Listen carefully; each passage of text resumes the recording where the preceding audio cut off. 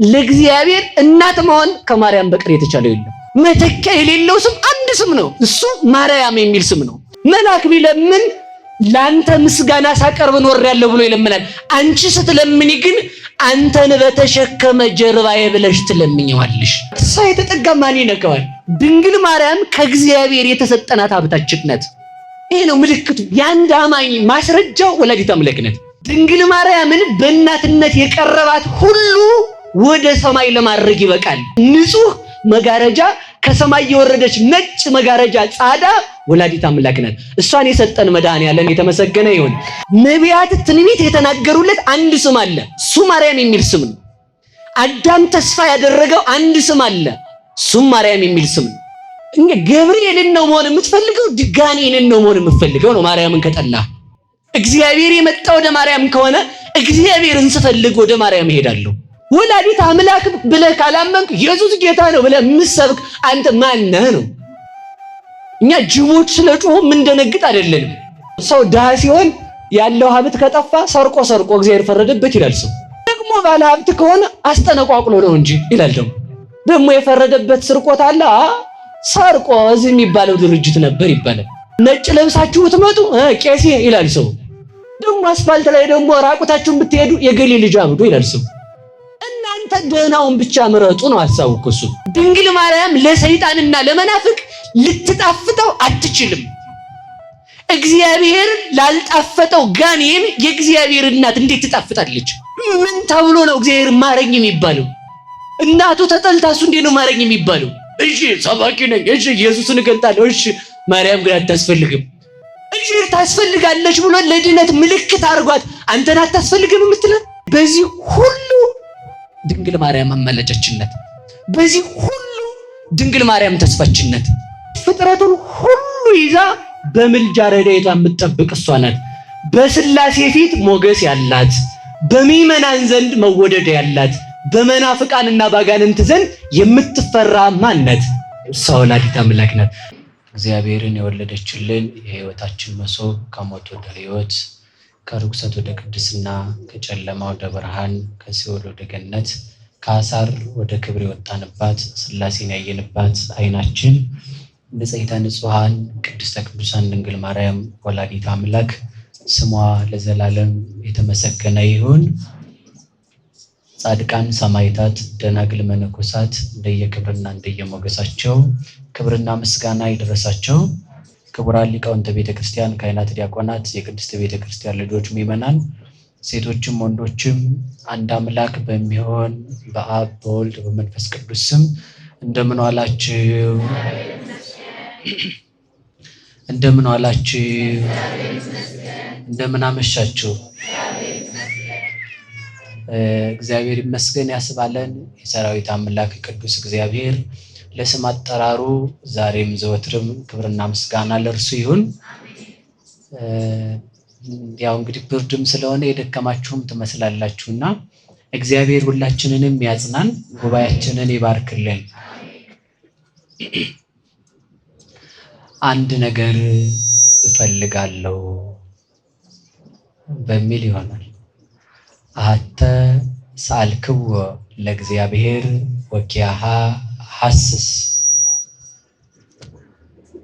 እግዚአብሔርን አንዲት ነገር ለመንኩት በሚል የትምህርት ርዕስ እንነጋገራለን። እስኪ በሉ እግዚአብሔርን በሉ። ስንት ነገር ለመንኩት? እንደገናም ንገሩኝ። ርዕሱን እንድትዙት ነው። አሐተ ሰአልክዎ ለእግዚአብሔር ወኪያሃ አሐስስ። እግዚአብሔርን አንዲት ነገር ለመንሁት። የትምህርታችን ርዕስ ምንድን ነው? ዛሬ እንግዲህ የሁሉ ሰው አንድ ነገር ብቻ ነው ለምኖ የሚሄደው። ዛሬ ሳይሆን ዓለም ተጀምሮ እስከሚያልፍ ድረስ ፍጥረት የሚለምነው ትክክለኛው ልመና አንድ ብቻ ነው። ስንት ብቻ ነው ያልኳችሁ? ስንት? ቅዱስ ዳዊት አይሳሳትም መጀመሪያ መዝሙር 27 ቁጥር 4 ላይ ነው ያለው የትምህርታችን ርዕስ። አተሳልክዎ ለእግዚአብሔር ወኪያ አስስ እግዚአብሔርን አንድ ነገር ለመንኩት እሷንም እሻለሁ። ምንድነው ስንለው እዛው ይመልሰዋል።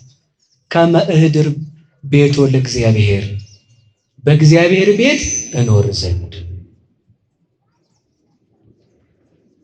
ከመ እርአይ ሰናይቶ ለእግዚአብሔር የእግዚአብሔርን ደግ ነገር ሁሉ አይ ዘንድ በሷም ደስ ሰኝ ዘንድ። ይህም ብሎ ነው የሚነግረን ቅዱስ ዳዊት። ስለዚህ የትምህርታችን ርዕስ ምንድን ነው? እንደገና ንገሩኝ። ያቺ ልመናችን ምንድናት? ቅር አላችሁ ማለት ነው። በእግዚአብሔር ቤት ምን ማለት መኖር። አንድ ልመና ነው ያለው። ያ ልመና ደግሞ ሁሉንም ጥያቄዎች የሚመልስ ልመና። አንድ ልመና ሁሉ ነገር የሚገኝበት ልመና። አንድ ሐሳብ የሐሳቦች ሁሉ የበላይ ሁሉ ነገር የሚገኝበት ሰው ብዙ ቃላቶችን የሚጠቀመው ለምን መሰላችሁ? አንድ ነገርን መግለጽና ማግኘት ሲያቅተው ነው። ቅዱስ ዳዊት ግን የሁላችንንም ልመና ጠቅልሎ ምን አለ መሰላችሁ? አንዲት ልመና እግዚአብሔርን አንድ ነገር እፈልጋለሁ አለ። ምንድነው አንድ ነገር እንዴ? ስንት ነገር ነው ያለው በዓለም ላይ? በጣም ሚሊየን ቢሊየን የሆነ ነገር እኮ ነው ያለው። ሰው ብዙ ልመና ይኖረዋል። ሰው ብዙ ሐሳብ ይኖረዋል። ሰው ብዙ ነገርን ይፈልጋል። ግን የሚፈልገው ነገር ሌላ የሚያስፈልገው ነገር ድጋሚ ያስፈልገዋል። ሰው አንድ ነገር ለምኖ በዚያ ነገር መጠቃለል ከቻለለት ሌላ ምን ያስፈልገዋል? ቅዱስ ዳዊት መቼም ተሳስቶ አይደለም አይደል? አገልጋይ አድርገኝ እኮ አይደለም ያለው፣ በቤቱ እኖር ዘንድ ነው ያለው። እንደዚህ ብሎ በቤቱ እኖር ዘንድ። እንደው ለእግዚአብሔር ቤት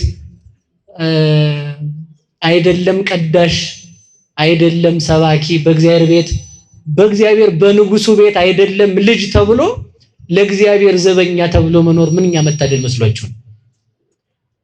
ለእግዚአብሔር ዘበኛ ስላችሁ እዚህ ጋር የሚጠብቁትን የጥበቃ አካል አይደለም። እናንተ እኮ በዚያ ነው የምታደርጉት ማለት ነው። እንደዚህ አይደለም። ለእግዚአብሔር እንደው እንደ አህያዋ እንኳን በሆንለት እዛች ወደ ኢየሩሳሌም ሲገባ የሆሳዕና ዕለት እንደ ተጫናት እንደ ጋለባት አህያ ብንሆን በራሱ መታደል እኮ። ለእግዚአብሔር ውሻ መሆን ምንኛ መታደል መስሏችሁ? ክቡር ሰው ላይ እንደው ተመልከቱ። ክቡር ሰው ላይ ያለ ልብስ በራሱ ምን ይሆናል? ክቡር ይሆናል እኮ። እና ይሄ ልመና እግዚአብሔር ለምነን እንዳይነሳ መልካም ፈቃድ ይሁንልን። ምንም አይነት ነገር ሊኖራችሁ ይችላል። ምንም አይነት ዘመድ ሊኖራችሁ ይችላል። በእግዚአብሔር ቤት ግን ለዚህ ነው እኮ ሙሴ የፈርዖን ልጅ ከመባል የማን ልጅ መባል ይሻላል? በሉ እንጂ ፈርዖን ቤት ቁጭ ብሎ ጮማ ከመቁረጥ አለ የእግዚአብሔር ሕዝብ ተብሎ ወአብደረ ይህምም ሙሴ ምስለ ሕዝበ እግዚአብሔር እሚደለው ለሰዓት ሙሴ ለአንድ ማይክሮ ሰከንድ እንኳን የፈርዖን ልጅ ተብሎ መኖርን አልፈለገም። ለአንድ ሰከንድ የፈርዖን ልጅ መባል እኮ የት እንደሚያስቀምጥ ያውቀዋል ሙሴ። ያውቅም እንዴ? የፈርዖን ልጅ መባል እኮ የፈርዖንን ቤተ መንግስት ያወርሳል። የእግዚአብሔር ልጅ መባል ግን ለፈርዖን ቤተ መንግስት ጭቃ እንዲረግጡ ሊያደርግ ይችላል። ነገር ግን የፈርዖን ልጅ ተብሎ ከመሾም የእግዚአብሔር ልጅ ተብሎ ጭቃ መርገጥ ይሻላል። የፈርዖን ልጅ ተብሎ ከመንገስ የእግዚአብሔር ልጅ ተብሎ መገረፍ ይሻላል። የፈርዖን ልጅ ተብሎ በፈርዖን ቤት አድጎ በፈርዖን ቤት ኖሮ ለዘላለም በገሃነመ እሳት ከመኖር የእግዚአብሔር ልጅ ተብሎ ለጥቂት ዘመን መገፋት ይሻላል። ለዚህ ነው የገባው ሰው ተመልከቱ፣ ሙሴ በቤተ መንግስት ሆኖ ቤተ መንግስቱን ሲንቀው እስራኤል ከባርነት ወጥተው በበረሃ የደረሰባቸውን መከራ መታገስ አቅቷቸው ብፁዕ ዘይሴሰይ እማይደፍር ፋራቲሁ ለፈርዖን ወእማየ አይጋቲሃ ለግብጽ። የእግዚአብሔር ሕዝብ ተብሎ እዛው የእግዚአብሔር ሕዝብ ተብሎ በበረሃ ከመሰቃየት በፈርዖን ቤት የነበረውን ዱባ የሚበላ በፈርዖን ቤት ኖሮ ጭቃ የሚረግጥ ሰው ብፁዕ ነው አሉ እስራኤላውያን። ህሊናቸው ሲጠም ምን እንደደረሰባቸው እኮ ያውቁታል። ጭቃ እየረገጡ እንደነበር መንታ ልጅ ተወልዶ ሴቶች ቢያንስ እንኳን ምጥ ሲይዙ ማረፍ ሲገባቸው በምጥ ሰዓት ማረፍ ሲገባቸው ምጥ ይዟቸው እንኳን እርገጭ የሕፃኑ ልጅ ደምና ስጋ ለጭቃው እንደ ጭድ ሆነዋል ተብሎ ማስረገጡን ዘንግተው የእግዚአብሔርን ማዳን ዘንግተውት ግብጽ እንኑር ብለው ግብጽን የናፈቁ ብዙዎች ናቸው። ነገር ግን በፈርዖን ቤት ከመንገስ በእግዚአብሔር ቤት መዋረድ ይሻላል። አይሻልም ብላችሁ ነው? በሲኦል ከመንገስ በእውነቱ የሲኦል አበጋዝ ከመሆን የእግዚአብሔር ሰራዊት መሆን አይሻልም? እየመረጥን ያለነው የትኛውን ነው? አሁን ምርጫችን የትኛው ነው ብላችሁ ታስባላችሁ? ሰው የሚመርጠው የትኛውን ነው? ሲኦልን ነው እየመረጠ ያለው።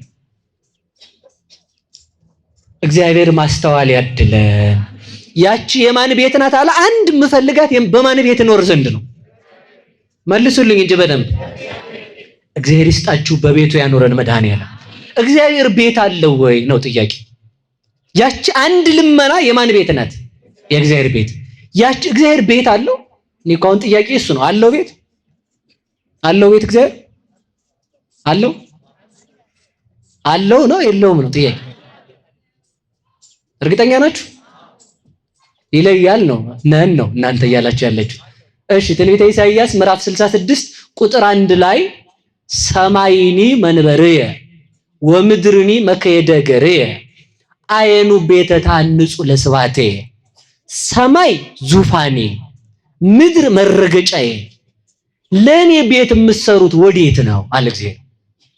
ሁለት የመጽሐፍ ቅዱስ ቃል ነው አይደል? እኔ ከየትም አምጥቼ አልጠቀስኩትም። ኢሳይያስ ምዕራፍ 66 ቁጥር 1 ላይ ሰማይ የእግሬ መረገጫ፣ ሰማይ ዙፋኔ ምድር የእግሬ መረገጫ የኔ ቤት ይሰራል ካለ፣ ቅዱስ ዳዊት ደግሞ መዝሙር 27 ቁጥር 4 ላይ ደግሞ አንድ ነገር እፈልጋለሁ አለን። ምንድነው ስንለው በእግዚአብሔር ቤት መኖር አለ። ስለዚህ ሁለቱ ቃላት ይጣላሉ አይጣሉም? አይጣሉም። መኖር የለኝም እኮ ነው እያለ ያለው እግዚአብሔር። ዳዊት ደግሞ በቤቱ ቆይ ሌላ ምን አንጣላችሁ? ቅዱስ ዳዊት ምንድነው እያለን ያለው? ተፈሳይኩ እስመ ይቤሉኒ ቤተ እግዚአብሔር ነሐውር፣ ወደ እግዚአብሔር ቤት እንሂድ ባሉ ጊዜ ምን አለኝ ነው የሚለው። እሱ እኮ ቤት የለኝም እኮ ነው ያለው። ደግሞ እግዚአብሔር እኮ እያለ ያለው ደግሞ እየሰማችሁ ነው አይደል? በቤት የሚኖሩ ሰዎች ምንድናቸው ነው ያለ ቅዱስ ዳዊት? ብፁዓን ናቸው። ብፁዓን እለ ይነብሩ ውስተ ቤትከ፣ በቤት የሚኖሩ ሰዎች ብፁዓን ናቸው አለን። ወመኑ ያጸልል ውስተ ደብረ መቅደስከ፣ በቤተ መቅደስ የሚጠጋ ማን ነው እያለ ክርስቶስ መቅደስ እንዳለው ቅዱስ ዳዊት ይናገራል። ቅዱስ ዳዊት ክርስቶስ ቤት እንዳለው ከነገረን፣ ኢሳይያስ ደግሞ በኢሳይያስ ላይ በዳዊት ላይ አድሮ ልብ በሉ በቤቴ ማን ያድራል? ቤተ መቅደስ ተመልከቱ። እንደውም ምን ይላል መሰላችሁ? በዘሩባቤል ላይ አድሮ ቤተ መቅደስ እንዲሰራለት ያደረገ ማን ነው? ራሱ እግዚአብሔር። ቤት ስሩልኝ ያለ ራሱ ነው። አሁን ደግሞ ቤት የለኝም ያለ ደግሞ ማን ነው? ምንድነው ይሄ ነገር? አለ እንዲህ አይነት ነገር? እንዲህ አይነት ሁለት ነገር ማለት ነው። እግዚአብሔር ሁለት አያወራም። መቼ ያወራል? እንዲህ ሁለት ነገር አያወራም። እፈልጋለሁ ደግሞ አልፈልግም የሚል እግዚአብሔር ለምንድን ነው? ልብ ብላችሁ ስሙኝ። ቅዱስ አሁን የመጀመሪያው እንደ ልዕልናው ለእግዚአብሔር ቤት የለለትም ነው። ዋናው ሐሳብ እሱ ነው።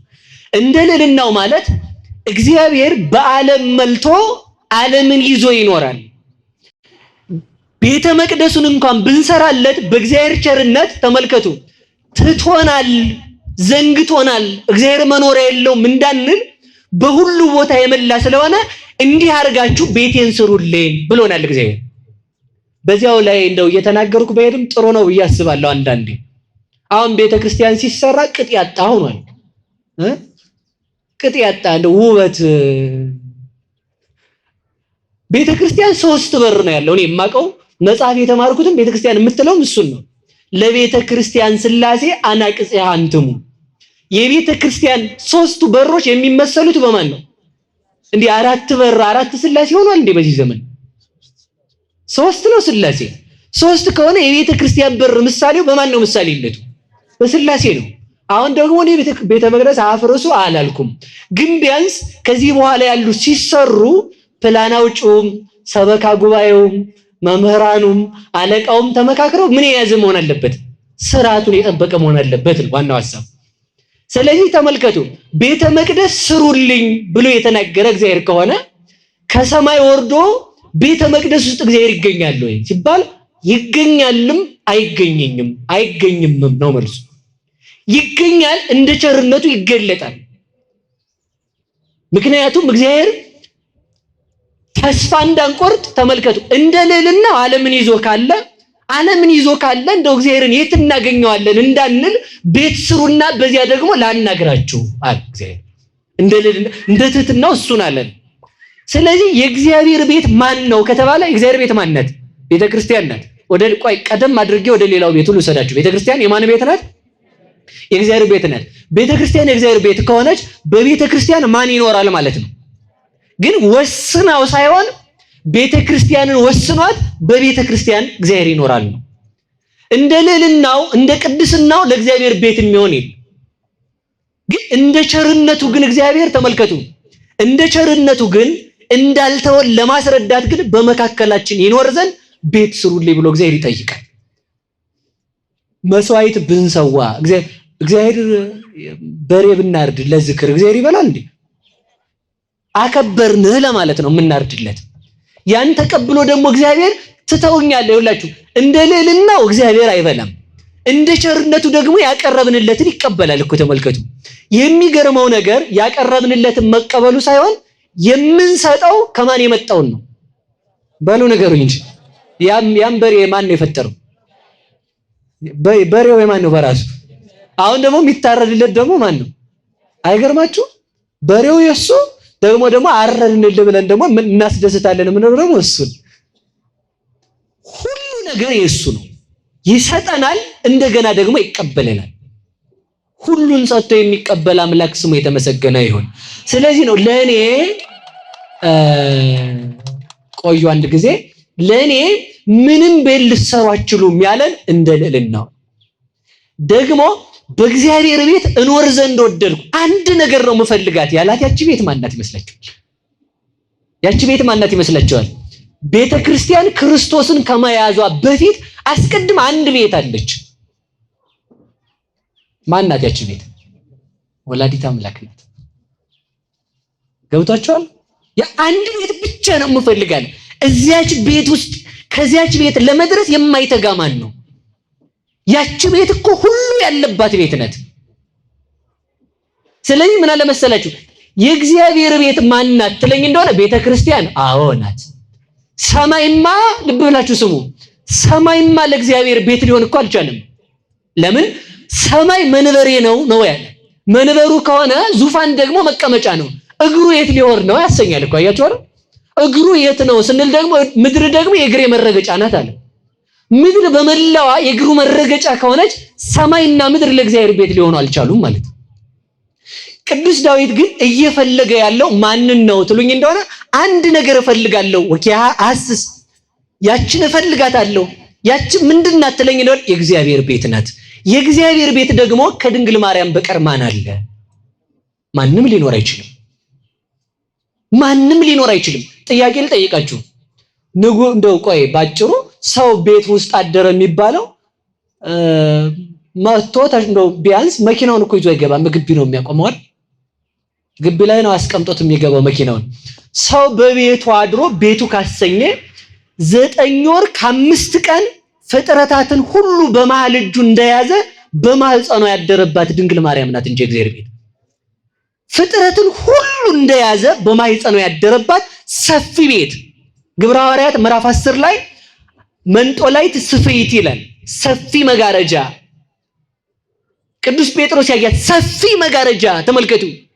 ይህን ሲተረጉሙት አባቶቻችን ምን ይላሉ? ቅዱስ ጴጥሮስ ርቦት ሳለ ምግቡን እስከሚያዘጋጁለት ቅዱሳን ወሬ ስለማይወዱ መጽሐፍ ለማንበብ ወደ ሰገነት ወጥቶ ተቀመጠ ይላል። ምን ለማንበብ? ከዛ እዛ ሲያነብ ርቦት ነበር። እንግዲህ ተመልከቱ፣ ርቦት ሳለ ተደሞ መጣበት። ከዛ እያነበበ ሲደመም ከሰማይ ሰፊ መጋረጃ በአራት ወገን ተዘርግታ በውስጧ የእንስሳ ስዕል፣ የወፍ ስዕል፣ የአራዊት ስዕል ተስሎባት 3 ጊዜ ወደ መሬት ወርዳ 3 ጊዜ ወደ ሰማይ ስትወጣ አያት። መልአኩ ተከትሎ መጥቶ ነበር መጋረጃዋን። ጴጥሮስን እንዲህ አለው፣ ጴጥሮስ አለው። አቤት አለ። ተንስ ህርድ ወብላ። ጴጥሮስ ተነሳና አርደህ ብላ አለው። ደግሞ ጣቱን የሚያሳየው ደግሞ ወደ አሳማ ነው። እንዲህ ያለ ነገር አሳማውን በጣቱ እያሳየ ከመጋረጃው ውስጥ ተነስና አርደህ ብላ ይለዋል። ጴጥሮስ ምን አለው? ኢበላይኩ ግሙራ ዘኢኮነ ንጹሃ፣ ንጹህ ያልሆነ ነገር በልቼ አላውቅም አለ። እንዴ ከዛ መልአኩ ምን አለ መሰላችሁ? ዘእግዚአብሔር አስተናጻ ኢታስተራኩስ አንተ፣ እግዚአብሔር ንጹህ ያደረገውን ለምን ነው የምታረክሰው አለው። ሊቃውንት ይህን ሲተረጉሙት ተመልከቱ።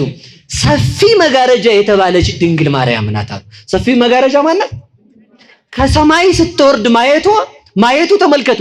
ድንግል ማርያም ከእግዚአብሔር የተሰጠናት ሀብታችን ናት። ምድራዊ ሰው የወሰናት አይደለችም። ልብ ብላችሁ ስሙ። እንዲህ ያለ ስም፣ እንዲህ ያለ ከሰማይ የወረደ መጋረጃ ታይቶ አይታወቅም። ከሰማይ የወረደ መጋረጃ በውስጧ ሁሉ የተሳለባት፣ አሳማው ያለባት፣ አራዊት ያለባት፣ እንስሳት ያሉባት፣ አዕዋፋት ያሉባት፣ እነዚህን ሁሉ ጠቅልላ ወደ ሰማይ ያረገች ሰፊ መጋረጃ ወላዲተ አምላክ ናት። ያቺ ተመልከቱ። አሳማው ምንድነው ሲባል ሆዳም ሰው ነው አሳማ። እንስሳት የተባሉ ምዕመናን ናቸው። አራዊት የተባሉ አሕዛብ ናቸው። አዕዋፍ የተባሉ ካህናት ናቸው። ለወፍ ርስት የለውም፣ ለካህናት ርስት የላቸውም። ኢያሱ ለምዕመናን ርስት ሲያካፍል ለካህናት ርስት አላካፈላቸውም። የካህናት ርስት ድንግል ማርያም ናትና ለዚህ ነው መክፈልተ ርስቴ አንቲ ማርያም እንተ አልብኪ ምንሳዌ ዘፈለጠ ሊተ ኢያሱ ዘነዌ ያላት ደራሲው። የካህናት ርስት ቤተክርስቲያን ድንግል ማርያም ናት። ካህናት ምዕመናንን ይጠብቃሉ። ምዕመናን ለእግዚአብሔር መባ ያመጣሉ። ለእግዚአብሔር የሰጡትን በእግዚአብሔር ስም የሚሰጡባት የሚገብሩባት ያቺ ታቦት ዘዶር ያቺ ታቦተ ጽዮን ድንግል ማርያም ናት። በድንግል ማርያም ስም የመጣውን አስራት በኩራት ተቀብለው ካህናት ተመግበው ይኖራሉ። የአዕዋፋት ርስት የተባለችው ማናት? ወላዲተ አምላክ ናት። እነዚያ ስጋ የሚበሉት ደም የሚጎነጩ አራዊት የተባሉት ደግሞ እነሱ ማን ናቸው? ከሃዲያን ናቸው። እነዚህን ሁሉ ሰብስባ አረገች ነው። ድንግል ማርያምን በእናትነት የቀረባት ሁሉ ወደ ሰማይ ለማድረግ ይበቃል።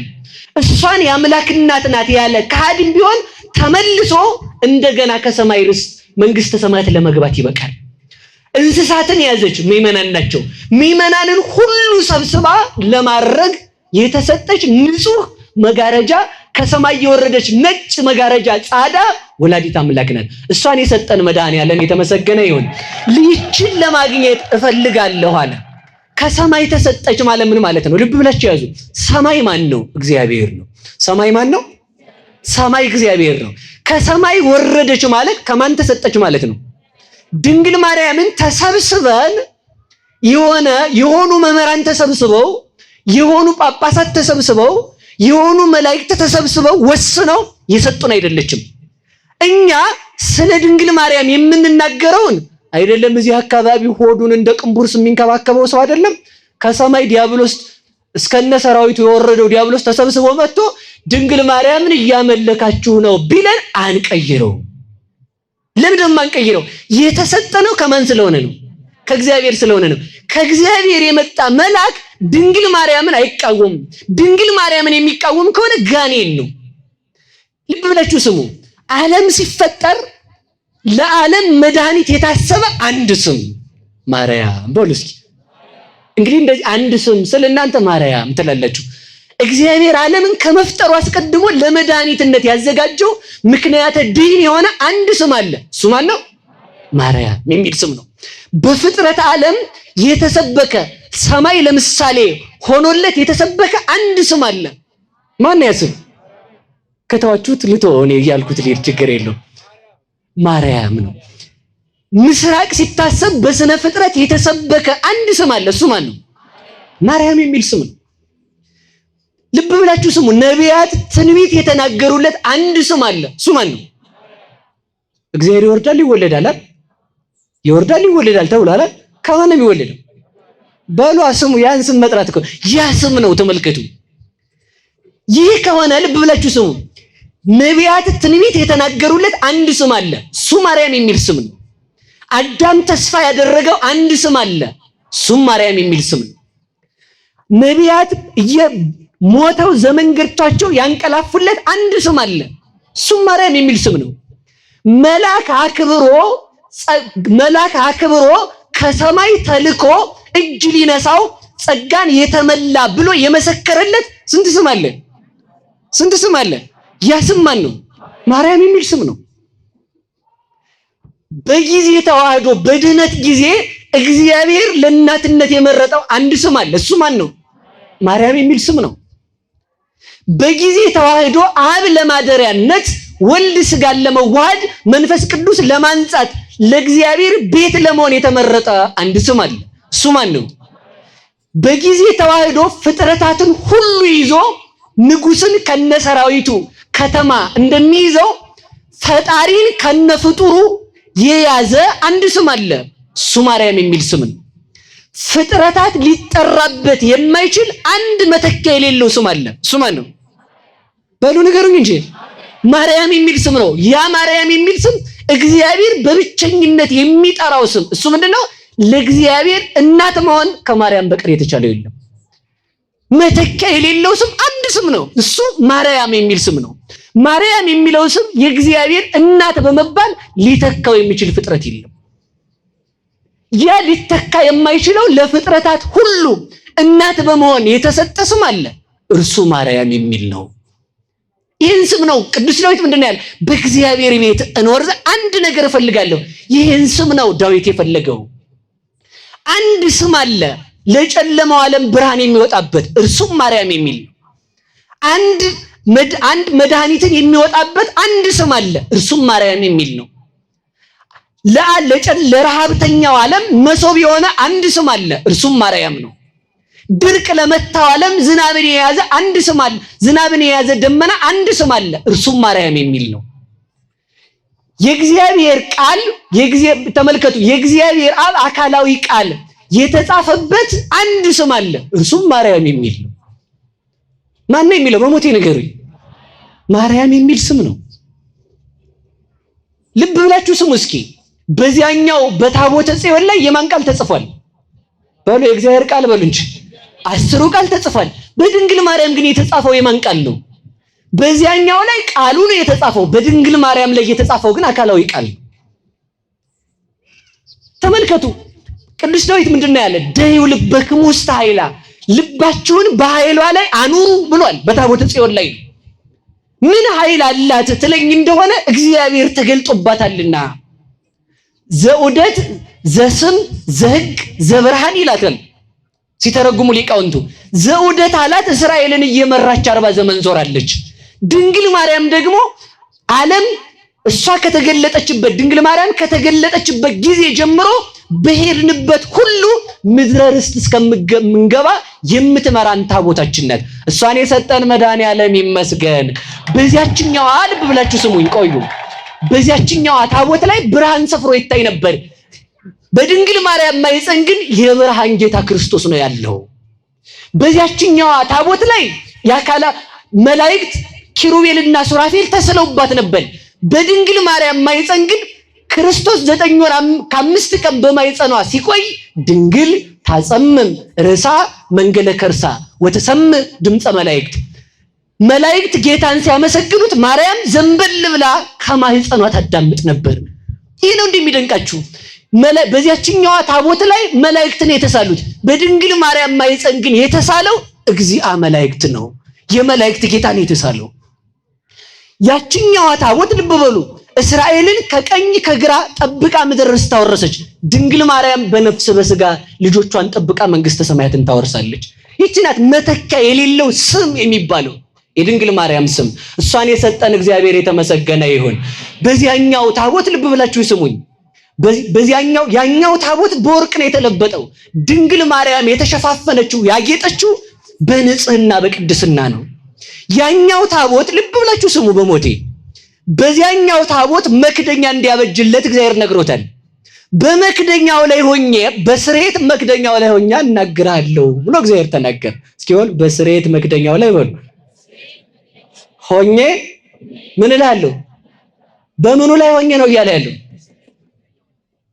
የታቦቱ መክደኛ ማለት ነው። ታቦት ማርያም ናት። መክደኛ ማኅተመ ድንግልናዋ ነው። በዚያኛው ታቦት ላይ ለሙሴ እግዚአብሔር በስርየተ መክደኛ ያነጋግረው ነበር። አሁን በአማናዊ ታቦት በድንግል ማርያም እኛን ሲያነጋግረን ምን ብሎ ያነጋግረናል ካላችሁኝ፣ የድንግል ማርያምን ድንግልና ሳይሽር ተወልዶ ባጭር ቁመት በጠባብ ደረት ተወስኖ አስተማረ። ይሄ ነው የማያልፍ ድንግልና የተባለው እርሱ ነው።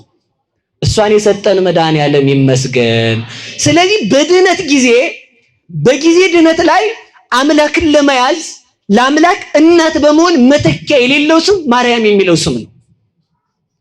ይሄ ስም ለመረረው ዓለም የመረረውን ዓለም ያጣፈጠ፣ ለጨለማው ዓለም ብርሃን የወጣበት፣ ለሞተው ዓለም ሕይወት የተወለደበት። ቤተ መንግስት መኖር የማይፈልጋለ ብናገኝ እንኳን ጠለው ማለት ተይዞ ነው ይላል ሰው። አሁን እንግዲህ በልቡ ነው እንግዲህ እኔ አላልኩም። ቤተ መንግስት መኖር ማን ይጠላል? እንኳን ዙፋኑ መቀመጥ እዛ እንደው ዞር በል እያልክ አንዳንድ እግር ቢጣልልህ አይከፋም ማለት ይከፋል እንዴ? እና በእግዚአብሔር ቤት ለማደር እኮ ነው ተገለለ። አንድ ነገር ብቻ በእግዚአብሔር ቤት ካደርኩ ምን ይጎልብኛል? እስኪ የሚጎል ንገሩኝ። እስኪ አሁን ይሄን ሳትለምኑ እንዳትሄዱ በሞቴ። በማን ቤት መኖር? ያቺ እግዚአብሔር ቤት ማንነት ነው ያልኳችሁ። ከድንግል ማርያም በቀር እግዚአብሔር ቤት አለው ወይ? ልብ ብላችሁ ስሙኝ። ታዲያ ያቺ እግዚአብሔር ቤት ማርያም ከሆነች ወደ ማርያም የቀረበ ሁሉ ማንን ያገኛል? በሉ ንገሩኝ። ወደ ቤተ መንግስቱ የተጠጋ ሁሉ ወደ ማን ይደርሳል? ወደ ንጉሱ እንደሚደርስ ወደ ቤተ መንግስቷ ወደ እግዚአብሔር ቤተ መንግስት ወደ ድንግል ማርያም የቀረበ ወደ ማን ይቀርባል? በሞቴ ንገሩኝ። እስኪ ጥያቄ ልጠይቃችሁ። እንግዲህ ማንነሳ ታዲያ ከእረኞቹ ጋር እንነሳ። እረኞቹ ሌሊት ተነስተው በጨለማው የሚገርም ጨለማ ሊቀርበው የማይችል ብርሃን ክርስቶስን ያገኙት ከማን ነው? በሉ ከእመቤታችን በሉ እንጂ።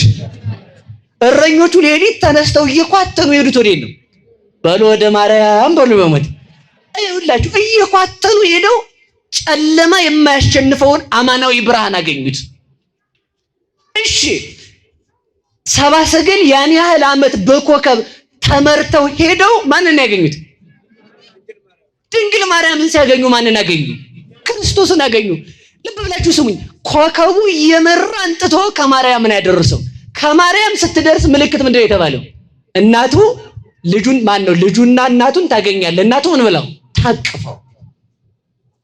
ይሄ ነው ምልክቱ። የአንድ አማኝ ማስረጃው ወላዲተ አምላክ ናት። ያለዚያ ያገኘው አለቃ ሳጥናኤል የሚሆነው እንጂ ክርስቶስ ሊሆን አይችልም። ልብ ብላችሁ ስሙ። ገብርኤል እየከነፈ መጥቶ ማንን ያገኘው?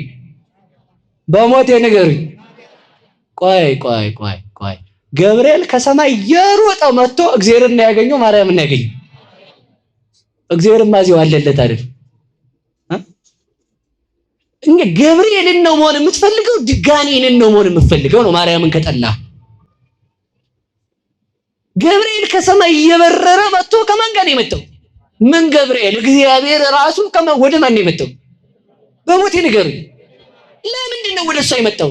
እናት ሆኜ ለማለት ጠይቆ ከሷ ሊወለድ እግዚአብሔር ወደ ማርያም ከመጣ አንተ ወደ ማርያም ካልመጣ አለቃ እንትና ነው ማለት ሌላ ማንም ልትሆን አይችልም።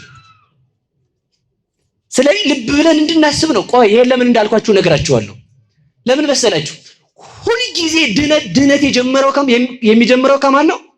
በሉ ከድንግል ማርያም በሉ ሁላችሁ። የሚያድን ግን ማን ነው? እግዚአብሔር ነው። ልብ ብላችሁ ስሙኝ። እንግዲህ ኮከቡን ስትከተል ከማርያም ካደረሰ፣ እረኞቹን ስትከተል ከማርያም ካደረሱ፣ ዮሴፍን ስትከተል ከማርያም ካደረሰ፣ ሰሎሜን ስትከተል ከማን ያደረሰች? ዮሴፍ ስቷል እንዴ? ገብርኤል ተሳስተዋል እንዴ? በሉ እንጂ እረኞቹ ተሳስተዋል እንዴ? መጽሐፍ ቅዱስ ነቅፏቸዋል። ግን ያገኙት ማንን ነው? እናቱን ከልጁ ጋር ነው ያገኙት። እናትና ልጅና ያገኙት። ስለዚህ ልብ በሉ እግዚአብሔር በዚያ መካከል እኔ የሚገርመኝ ይሄ ነው። እግዚአብሔር በራሱ ወደ ሰማይ ማሳረግ እየቻለ ወደ ማርያም ከመጣ አንተ ወደ ሰማይ ሳያሳርጋት በዚህ ዓለም እንድትኖር ወደ ፈቀደላትና ለድነት ምክንያት ወዳደረጋት ወደ ማርያም ካልመጣ አንተ ሰው ሌላ ሰው ነህ ማለት። እማናስተካክለው ለዚያ ነው። እግዚአብሔር የመጣ ወደ ማርያም ከሆነ እግዚአብሔርን ስፈልግ ወደ ማርያም እሄዳለሁ። መልአክ ወደ ማርያም ከመጣ እግዚአብሔርን ስፈልግ ወደ ማርያም እመጣለሁ። መላእክት ነጉደው የመጡት እኮ ወደ ቤተልሔም ማንን ሊያገኙ መስሏችሁ ነው? እግዚአብሔርን ሊያገኙ ነው። እግዚአብሔርን ያገኙት ደግሞ ማርያም ጋር ሲሰበሰቡ ነው። ስለዚህ ልብ በሉና ስሙኝ። ስለዚህ በማን ቤት ማደር እንፈልጋለን? በማን ቤት? ይኸውላችሁ በዚህ ዓለም ላይ እንዲህ አይነት ሰዎች አሉ። ማንኛውም የማይጥማቸው ሰዎች አይታችሁ አታውቁ? ማንኛውም እኔ በዓለም ላይ እንዳትሰደቡ ከፈለጋችሁ ወይ ሙቱ። እንዲያም ሆናችሁ ደግሞ መቃብር የሚቆፍር ሰው መጥቷል መሰለ ሆነ እዳ ነው። ምንም ማድረግ አይችል። ሰማይ ብቻ ነው ነቀፋ የሌለው ማለት ነው። አንድ ሽማግሌ ሰውዬ ከልጁ ጋር እየሄደ በአህያ እየሄዱ ወደ ላይ ይዘዋል። እዛ እየሄዱ በእግራቸው ሁለቱም አህያውን ባዶር እየሄደ እነዚህ ሰዎች ምን አይነት ጅሎች ናቸው ወደ ላይ በእግሩ እያስኬዱ ይላል ሰው። ልጅ አላባቱ አቤት አህያው ብቻውን እየሄደ ሰው እየሳቀብን ነው። አህያውን ጋልባ አንተ አላባት ልጅ አህያውን ጋልቦ መራመድ ያዘ። ሰው ደግሞ አሁን ምን ይላል? ሽማግሌው በእግሩ እየኳተነ ወጣቱ እዛ ተጎልቶ አለለው። እየሰማችሁ ነው አይደል? አሁን ደግሞ ልጁ ወረደና አባቴ አንተን አሳዳጊ የበደለው እያልኩ እያሰደብኩ ነው። እኔ በእግሬ ልሂድ አንተ ጋልብ አለው። ጉዳዩን ማን የሚያውቀው? የኖረበት ሰው ብቻ ማለት ነው። እሺ ተባለ። ልጅ ወረደ፣ አባት ጋለበ። አሁን ደግሞ ሰው ምን የሚል ይመስላችኋል? እንዲህ አይነት አባትስ ቢቀር ልጁን እያኳተነ እሱ አህያ ላይ የሚጎለት አሉት። እየሰማችሁ ነው አይደል? እሺ ምን ላድርግ አሉ። እዛ ሁለታችንም እንጋልበው ተባባሉ። ሁለቱም ጋለው። ሁለቱም አህያውን ጋልበው ሲሄዱ ደግሞ ምን አለ ሰው? አረ እንደነዚህ ያለስ ጨካኝ የለም፣ አህያውን ገደሉት እኮ አለ። ደግሞ የእንስሳ የአህያ መብት አስመላሽ ማለት ነው። ስለዚህ ልብ ብላችሁ ስሙ። ስለ ወላዲት አምላክ የተነገረውን አይደለም ምንም ነገር ሊቀበሉ መናፍቃን አይችሉም። እንደውም ልብ ብላችሁ ስሙ። ቆይ እየሰማችሁ ነው? እስኪ ወላዲት አምላክ በሉ እንጂ በደንብ። ይሄ ማርያምን ማምለክ ነው። ልጇ አምላክ ካልሆነ እንግዲህ ምን ልትላል? ወላዲተ ሰብ ትላት ላቲሰባት ክብር ይግባት። ይሄ መመለክ ነው ካልክ ምን ልትል ነው አንተ ታዲያ? ነው አሁን ይሄ ለዚህ ሰው ማለት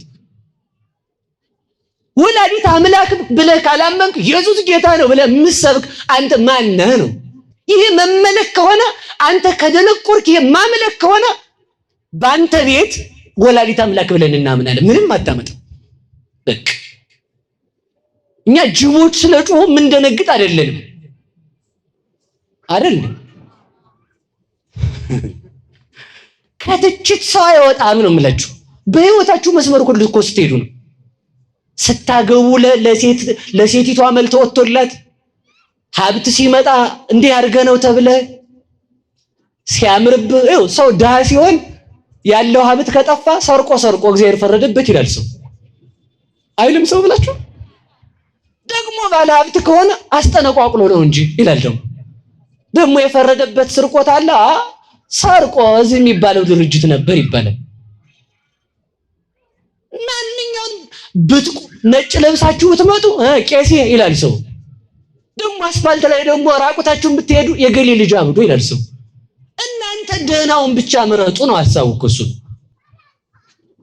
እየሰማችሁ ነው። ይህን አሁን ለማንኛውም መስማማት አንችልም። ብርሃን ለጨለማ ሊስማማው አይችልም። ድንግል ማርያም ለሰይጣንና ለመናፍቅ ልትጣፍጠው አትችልም። እግዚአብሔር ላልጣፈጠው ጋኔን የእግዚአብሔር እናት እንዴት ትጣፍጣለች? ፈጣሪውን ተመልከቱ። ምህረት ለማያደርግ ለዲያብሎስ የምህረት እናት እንዴት ትጣፍጠዋለች? ምህረት ለማያደርግ ለዲያብሎስ ልጆች የምህረት እናት እንዴት ትገባቸዋለች? ምህረት ለማይሰማው ለዲያብሎስ የድንግል ማርያም ወላዲት አምላክነትና አማላጅነት እንዴት ይገባዋል? ምህረት ለማይሰማው የማይሰማ የዲያብሎስ ልጆች ለሆኑ የድንግል ማርያም አማላጅነት እንዴት ይታያቸዋል? ድንግል ማርያምስ እንኳን ለሰው ለውሻ የምታዝን እናት ናት። እስኪ በሉ እንኳን ለሰው በሉ ለውሻ ታዝናለች በሉ። ሰው እኮ ውሻ ቢመጣ እኮ አጥረግርጎ ክፋቱን አላያችሁትም? ሰው ውሻ በዚህ አልፎ እየመጣ በቃ አላማ ነው የሚያደርገው። በለው እስኪ ቆይ መተው አናቱን ልበለው ልሞክር ይላል ሰው። ለውሻ መራራት ያስፈልጋል። ድንግል ማርያም ግን ውሃ ጠምቶት ሲመጣ ውሻው ምንድን ነው ያለችው? እግዚአብሔር ከመፍጠር ያልናቀውን እንዴት እኔ ንቀዋለሁ አለች። ተመልከቱ። ለውሻ የሳሳች እመቤት ለገብረ ማርያም አትሳሳም? ለአስካለ ማርያም አታማልድም? ታማልዳለች እንጂ ደግሞ አንተ እንኳን ቢራ ስገለብጥ ሆድክን ገልብጠህ እያመሻህ አማልዳለሁ ብለህ ትለፈልፋለህ።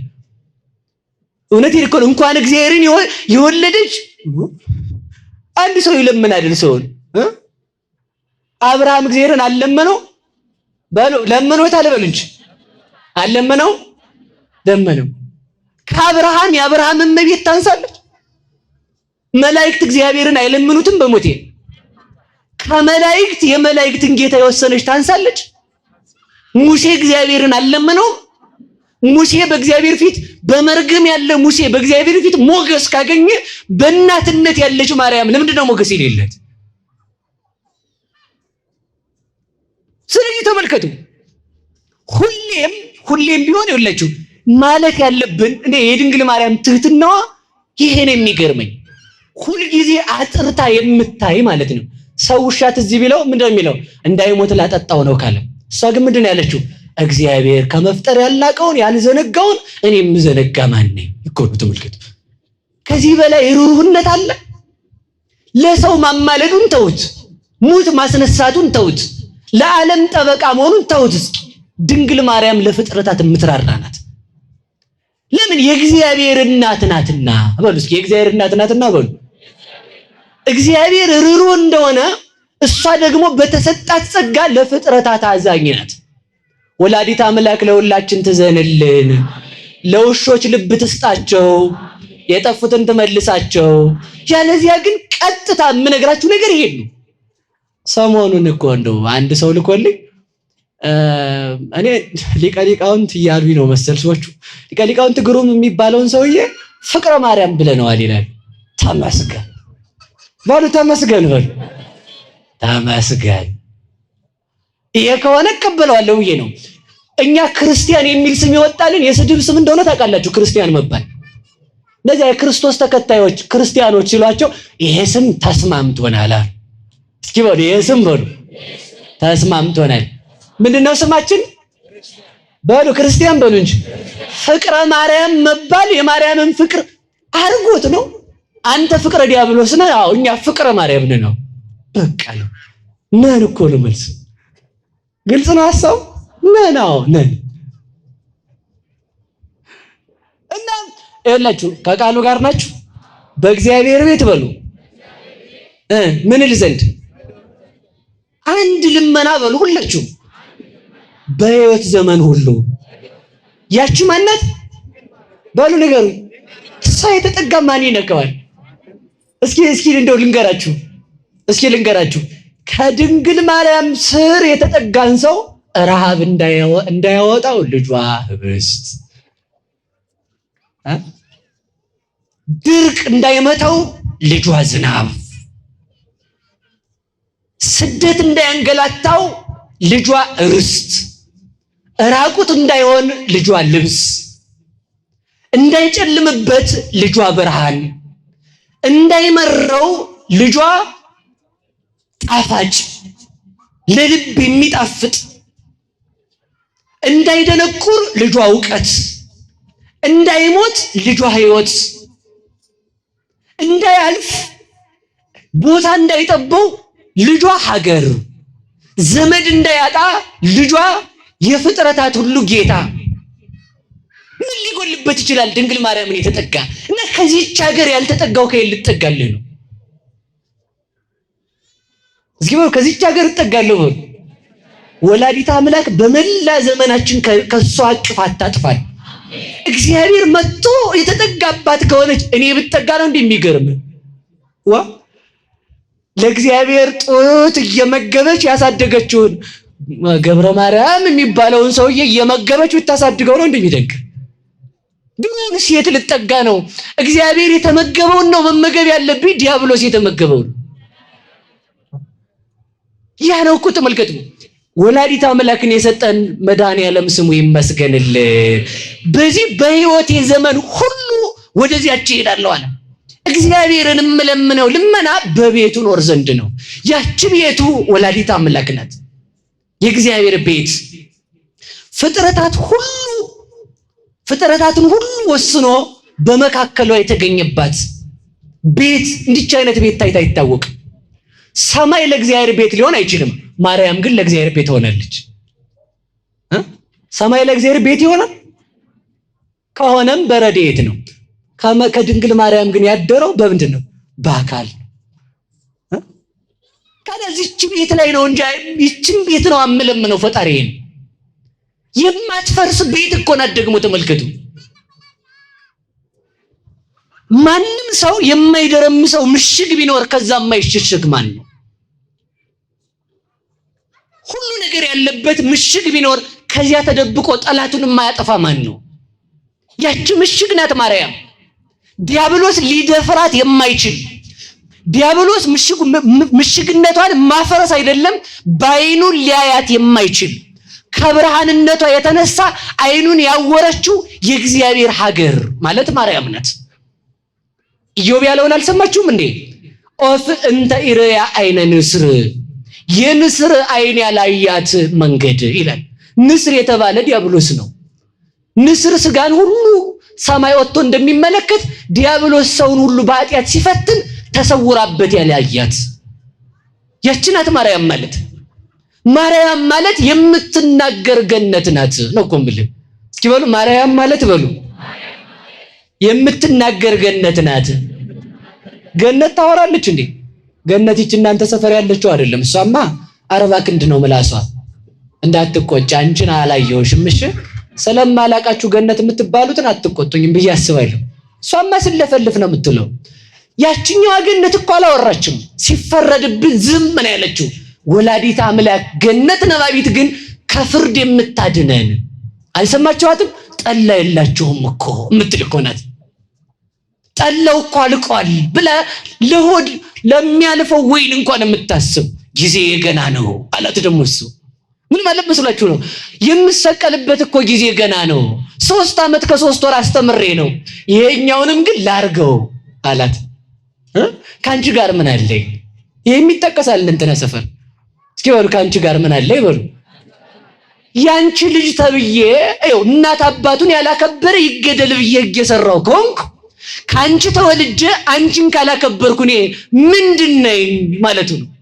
ትእዛዝሽን እሰራለሁ እንጂ ጊዜ ግን ገና ነው ማለት አንቺም ታውቂያለሽ። ገና 3 ዓመት ከ3 ወር አስተምሬ ከዚያ በኋላ ነው የምሰቀለው። እስከዚያው ግን ይሄን የሚጠጡት ብላ ተመልከቱ። በሞገስነት የሚቆም እስኪ በሉ በሞገስነት በሉ የሚቆም አምላክን ምን ብሎ ልጄ ብሎ በሉ እንጂ በሉ በደንብ በሉ ተናግሬዋለሁ ልድገመው አንድ ቀን። ለኪደሉ ዘምኩሎሙ ቅዱሳን ከቅዱሳን ይልቅ ትለምኝ ዘንድ ላንቺ ይገባል አለ። እስኪ በሉ ከቅዱሳን ይልቅ በሉ ትለምኝልን ዘንድ ላንቺ ይገባል። ለእመቤታችን ይገባል። አዎ መልአክ ቢቆም ገብርኤል ቢቆም ክንፌን እያማታው ሳበስር ኖሬ ማር እንጂ ይላል፣ ግን ይመራል እግዚአብሔር። አዎ ታዲያ ትለምኝልን ዘንድ ላንቺ ይገባል እንዴ አለ እዛው ደራሲው። ቅዱሳን አይለምኑም ትይ እንደው አይ አዎ ይለምናሉ። መለመንማ እንዴታ ይለምናሉ እንጂ። ግን ገብርኤል ቢቆም አገልጋይ ብሎ ይቆማል፣ አንቺ ግን ልጅ ብለሽ ትቆሚያለሽ። ይሄ የሚተካ ስም የሌለው ስም። እግዚአብሔርን ልጅ ብላ የምትቆም ማርያም ብቻ ናት።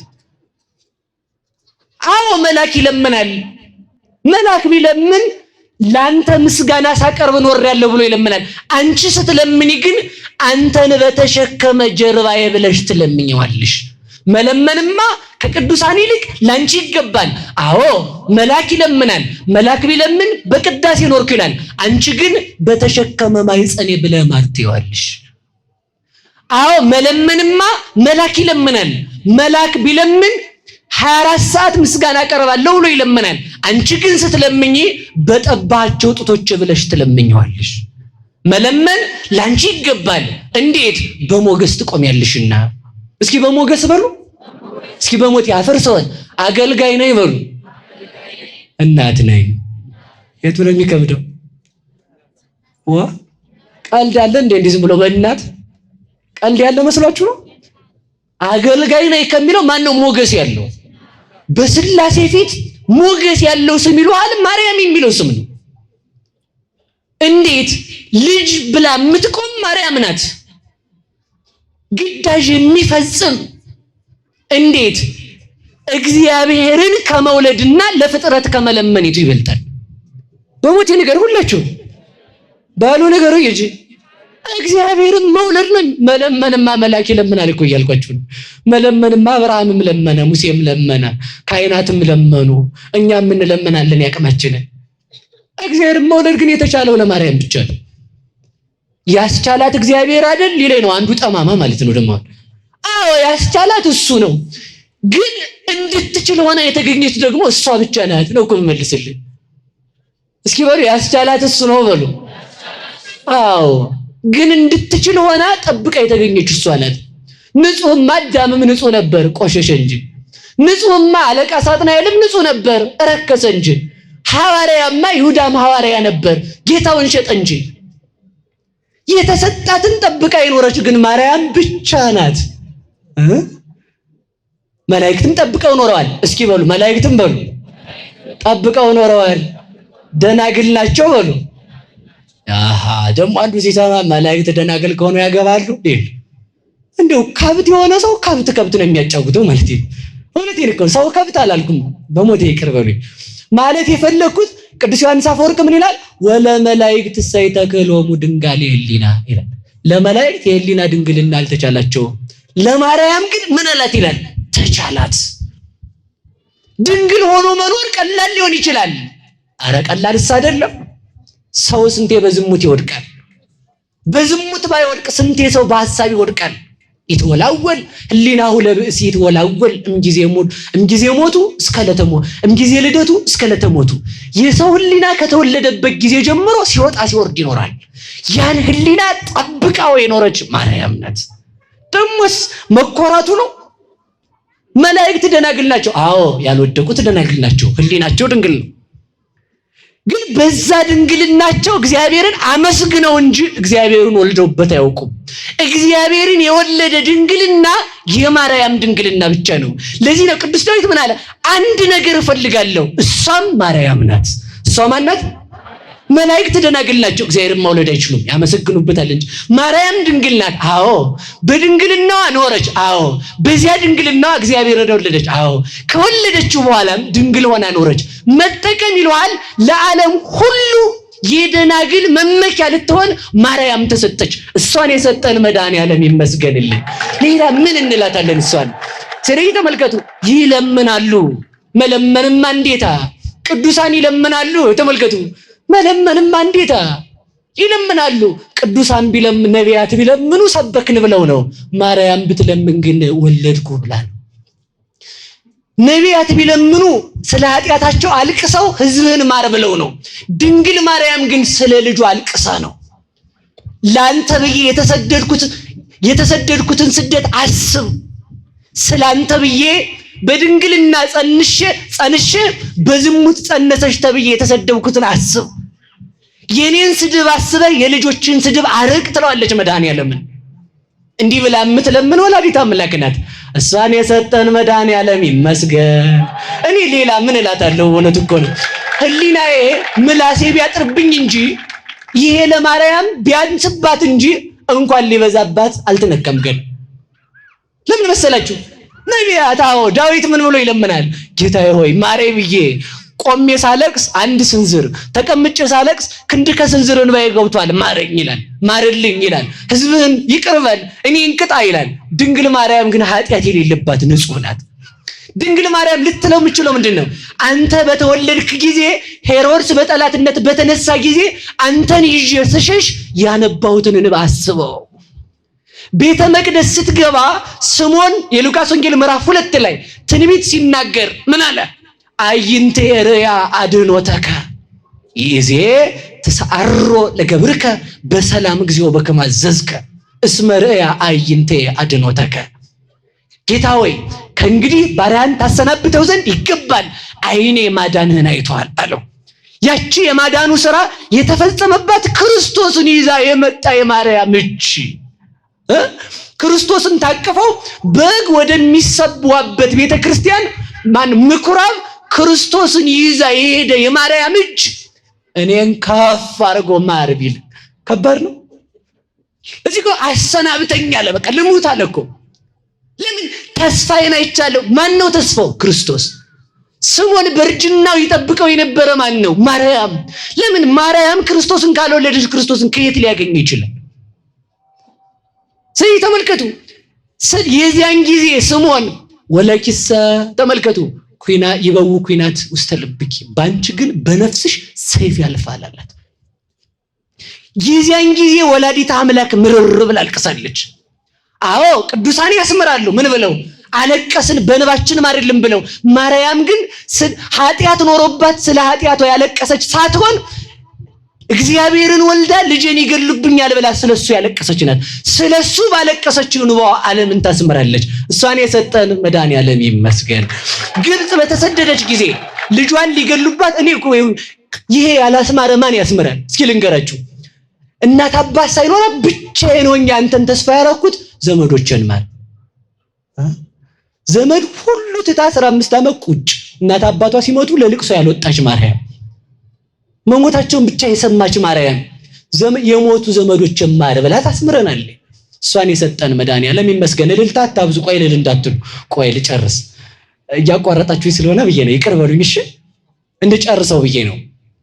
ከዚያ ተመልከቱ፣ በተሰደደች ጊዜ ስትሰደድ አንደኛ ቤተ መቅደስ የኖረች ናት። የከተማ ልጅ አሁን ገጠር ይሆንለታል? አንድ ቀን ሜዳ ረግጣ አታውቅም እኮ ማርያም። እንደዚህ ሜዳ ረግጣ አታውቅም እኮ። ቤተ መቅደስ ቁጭ አለች፣ ሁሌ ቤተ መቅደስ የተቀመጠች፣ አንድ ቀን ከቤተ መቅደስ ያልወጣች ማለት እሷ ናት። ያ ጌታን ከወለደች በኋላ ተመልከቱ፣ ጉዞ የጀመረችው ቤተ መቅደስ ባደገው እግሯ ነው። አንደኛ ሀገር የማታውቅ ስደተኛ ይሏቸዋል ማርያም ናት። ለዚያ ነው ስደተኛ ልጆችን ማራቸው የምትለን በእሷ ስደት ነው። ይኸውላችሁ ሰው ሲሰደድ ቢያንስ መመለሻውን አውቆ ተስፋ ያደርጋል። ድንግል ማርያም ስትሰደድ መመለሻ ጊዜ አላወቀችም። መመለሻ የሌለው ኃጢአትን የሚሰሩ ልጆቿን መመለሻ በሌለው ስደቷ መለሰችን። እሷን የሰጠን እግዚአብሔር ይመስገን። ስትወጣ በክረምት ወጣች፣ በክረምት ወጣ እኛን ወደ በጋ መለሰችን። ስትወጣ ከሰማይ ዝናብ ከመሬት የእስራኤል ብርድ እንደ ኢትዮጵያ መስሏችሁ ነው? የእስራኤል ቤት አይሲ የተገጠመበት ነው፣ ማሞቂያና መቀዝቀዣ። በጋውም አይቻልም፣ ክረምቱም አይቻልም። ኢትዮጵያ እግዚአብሔር ይመስገን የታደለ ክረምት ነው ያለን። የተመጣጠነ ማለት ነው። ወይዘር ነው የምትሉት እሱ የተመጣጠነ ነው። በዚያ ቁር ላይ ልብስ ሳትይዝ ብቻዋን ስደት ጀመረች። ደግሞ ስደት የጀመረችው ብቻዋን መስሏችሁ? ልጅ አዝላ ደግሞ ልጅ አዝሎ ስደት ከባድ ነው። እሱን አዝላ ተሰዳ እሱ ደግሞ እኛን ወሐዘሎሙ በክነፊሁ እንዳለ በክንፈ ረድኤቱ አዝሎ ወደ ርስት መለሰን። እሷን የሰጠን መድኃኔዓለም ይመስገን፣ መድኃኔዓለም ይመስገን። ስለዚህ በዚህ ሁሉ ድንግል ማርያም አማላጅነት፣ በዚህ ሁሉ ድንግል ማርያም ተስፋችነት። ስለዚህ መጨረሻ ብቻ ነግራችሁ ትምህርቱ ስለማያልቅ ልጠቅልለው። እስኪ የግማን ነው አንድ ነገር እሻለሁ በሉ በሉ እንጂ በየት መኖር? በማን ቤት? በእግዚአብሔር ቤት። ምን ማለት? ያቺ እግዚአብሔር ቤት ማናት? ድንግል ማርያም። ለዚህ እኮ ነው ግብረ ድንግል ይሴብል ልሳነነ ዮም ንወድሳ ለማርያም ወላዲተ አምላክ። አንደበታችን ቀድሞ ከነበሩ ሰዎች ጋር ሆኖ ማርያምን ያመሰግናል። እንዴ የምን ምስጋና ስንለው ቁፋሮ አይደለም፣ ፈትል አይደለም። በቱም ድንግልና ጸንሳ መውለዷን በቱም ድንግልና ጸንሳ በቱም ድንግልና መውለዷን ይናገራል። ዝም ካላችሁ ኑ ኩልክሙ አሕዛብ፣ እናንተ ዝም የምትሉ ከሆነ አሕዛብ ኑ ማንን እናመስግን? ማርያምን እናመስግን። ለምን? እስመ ኮነት እመ ድንግለ ወጽሙረ ይላል። ተመልከቱ፣ እናትነትን ከድንግልና ጋር ይዛ ተገኝታለችና። ሶስት ነገር ከድንግል ማርያም አልተለየም። ስንት ነገር? ሴቶች በጸነሱባት ሴቶች ከወንድ ጋር በተገናኙባት ቅጽበት ወይም የሚወልዱ ሴቶች ሶስት ነገርን ያጣሉ። ስንት ነገር? አንደኛ ድንግልና ይጠፋል። ሁለተኛ ዘር ይቀበላሉ። ሰስሎተ ድንግል ምንድነው? ሰስሎተ ድንግልና ሩካቤና ከዛ በኋላ ምን የሚል ስም የላቸውም። ድንግልና፣ ዘር፣ ሩካቤ፣ ሰስሎተ ድንግልና ያገኛሉ ማለት ነው። ይህ ካለ ድንግል ማርያም ግን ጌታን ስትጸንሰው ሶስት ነገር ከሱ አልተለየም።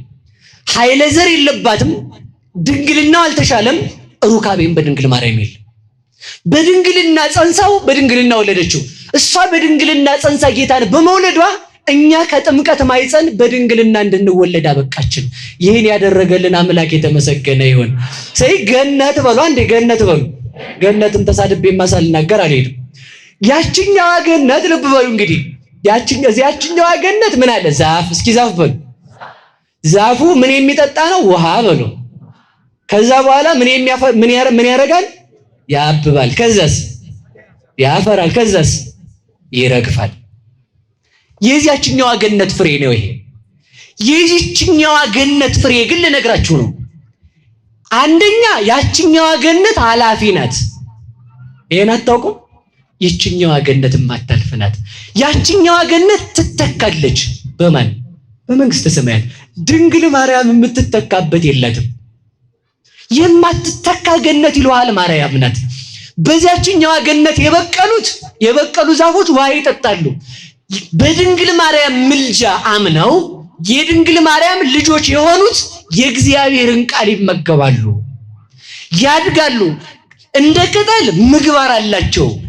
አሁን ደግሞ በድንግል ማርያም ክርስቶስ ተመልከቱ፣ ዮሐንስ ወንጌል ምዕራፍ 1 ላይ ወበከመ ሙሴ ሰቀሎ ለአርዌ ምድር በገዳም ከማሁ ሀለወ ለወልደ እጓለ እመሕያው ይሰቀል። ሙሴ በምድረ በዳ እባብ እንደሰቀለ ክርስቶስም ይሰቀል ዘንድ ምን ይለዋል? ይገባዋል። ያ በምድረ በዳ የተሰቀለው የምን እባብ ነው? የናስ እባብ በሉ። የበላው የምን እባብ ነው? ነዘር እባብ በሉ። በዛው ነዘር እባብ ደም ያለው እባብ በላ፣ ደም የሌለው እባብ አዳነ። የመሬት እባብ በላ፣ ሙሴ የሰቀለው እባብ የናሱ እባብ አዳነ። እንደው መናፍቃን አፋቸውን ሲከፍቱ ነበር አለመታደላቸው። እባብ ሁልጊዜ አፏን መክፈት አይደል ስራዋ? እንደው ዝም ብላችሁ ያት ጆሮዋ ስለማይሰማ ምላሷን ውልብልብልብ በቃ መከራ እንደዚህ አላይ ጆሮዋ የላትማ። ጆሮ የእባብ አንዱ መጎዳት ምንድነው? ጆሮዋ ለመኖር ማለት ነው። የመናፍቃን መሳደብ ምክንያት ምንድነው ማለት? አንዱ መደንቆር ማለት ነው። ይሰማል አይደል? እስኪ ዲያብሎስ በሉ ምሕረት አያረግም፣ ምሕረት አይደረግለትም፣ ምሕረት አይሰማም በሉ እንጂ የሰውን ክፋት ሸልጎ ገምግሞ አይተው። እስኪ ምሕረት አያረግም በሉ። ምሕረት ስለማያረግ ምሕረት አይደረግለትም። ምሕረት አይሰማም በሉ። ምሕረት ስለማይሰማ ምሕረት እንደተደረገ አያውቅ። የሰውን ኃጢአት ገምግሞ አይተውም በሉ። ገምግሞ ስለማይተው የእሱ አይተውለትም። ከጥንተ ጠላታችን ከእንዲህ ያለው አዳነን ነው እኮ ሰው። የዲያብሎስ ልጅ ምህረት አይሰማም ነው የምላችሁ እኮ እናንተ። በቃ እርፍ ማለት ይሄን ሰምቶ ነው። አልሰማ አይደል? አዎ የዲያብሎስ ልጅ መች ይሰማል? አለቅ። ዲያብሎስ ይሰማል? አይሰማም። ልጆቹ ይሰማሉ። እና ምን ለበባብ የምታሳዝነኝ ያለው ሁሉ ጊዜ ምላሷን ማውለብለብ ስራዋ ማለት ሁሉን መንከስ። ድንጋዩን ይነክሳል፣ ሰውም ይነክሳል። ያገኘው መቱን መንከስ ዝም ማውለብለብ ምላሱ። ለምን ስትሉ አይኑ ብቻ ስለሆነ የሚያየው ጆሮ ስለማይሰማ ሁሉ ጠላቱ ነው ማለት ነው። ቢያንስ የእግዚአብሔርን እናት ጠላት ይደረጋል በሞት ያፈርሰው። እንዴ ሌላው ይቅር እንዴ እግዚአብሔርን እናት ጠላት ትሁን? ምን ተብሎ ነው እግዚአብሔር ማረኝ የሚባለው? እናቱ ተጠልታሱ እንዴ ነው ማረኝ የሚባለው? እሺ ሰባኪ ነኝ፣ እሺ ኢየሱስን እገልጣለሁ፣ እሺ ማርያም ግን አታስፈልግም። እግዚአብሔር ታስፈልጋለች ብሎ ለድነት ምልክት አድርጓት አንተን አታስፈልግም የምትለው ገላትያ ምዕራፍ 4 ላይ ዋመበጻል እድሜው እግዚአብሔር ፈኖ ወልዶ ተወልደን በሴት የዘመኑ ፍጻሜ በደረሰ ጊዜ እግዚአብሔር ልጁን ላከ፣ ከሴት ተወለደ። ያቺ ሴት ማርያም ናት። እግዚአብሔር ወደ ማርያም ከመጣ ወደ ማርያም አልመጣም። ረባካያ እስኪ በትጎዳ እንደው ተጎለት እዛው። እውነቴን እኮ ነው። አያስቅም? እውነቴን እኮ ነው። የሚያስቅ መስሏችሁ ነው የምነግራችሁ? አያስቅም። ሁሉን መንደፍ ልብ ብላችሁ ስሙ። ቆይ ልመልሳችሁ ወደ ነገሬ።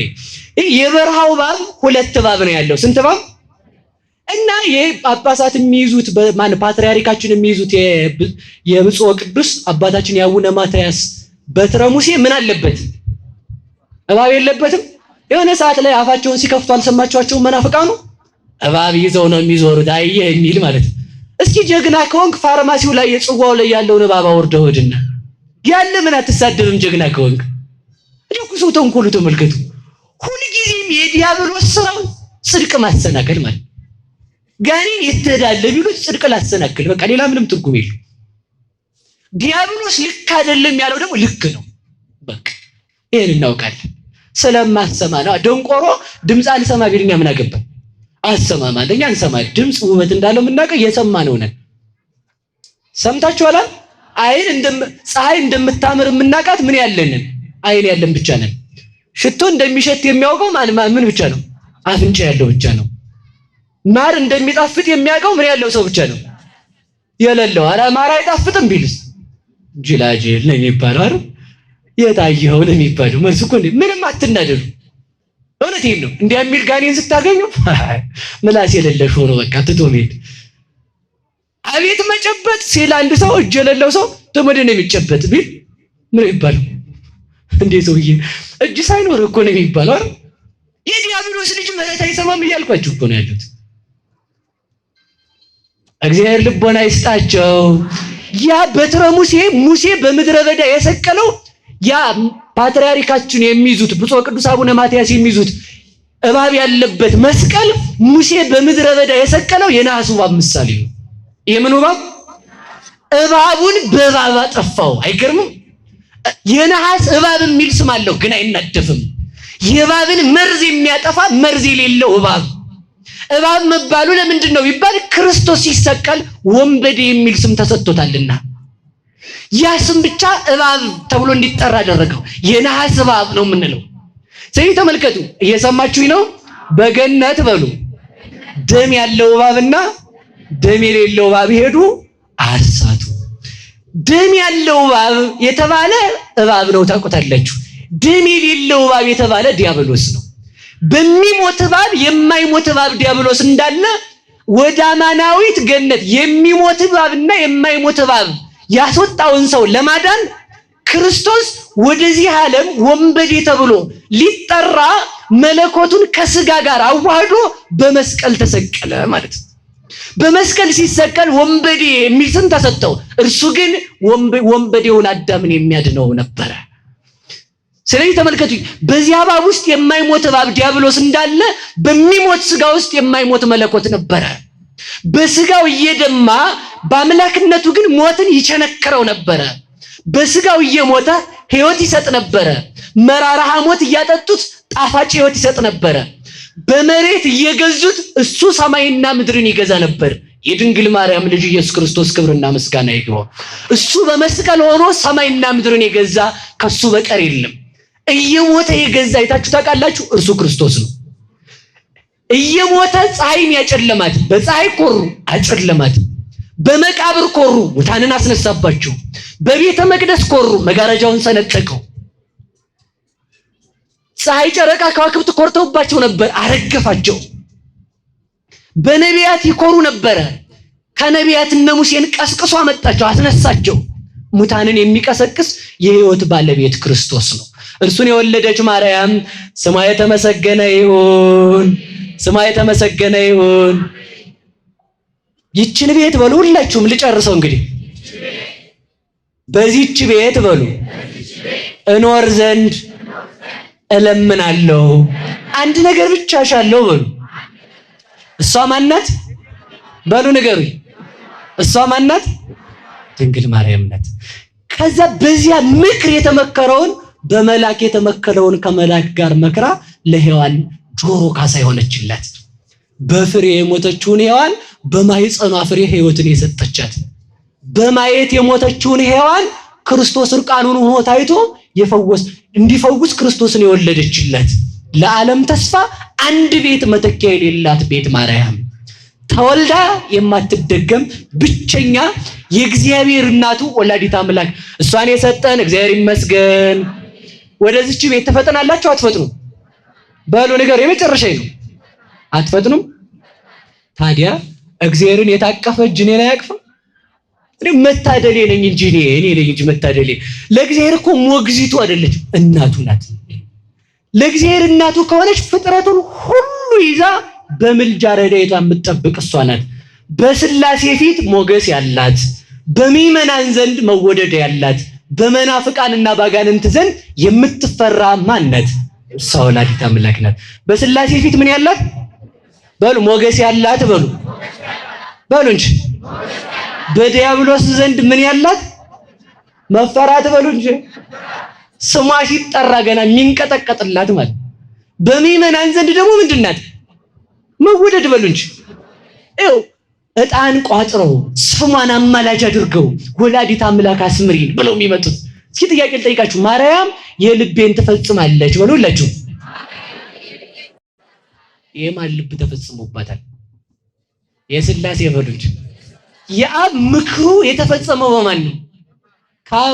ከእግዚአብሔር ሐሳብና ከአንተ ሐሳብ ማን ይበልጣል? ለእኔ ሐሳብ ከባድ መስሎ ነው? ከባድ አይደለም። ቆይ ማርያም ስንቱን ትችላለች? ሁሉን በሉ። ቅዱስ ጳውሎስ ምን አለ?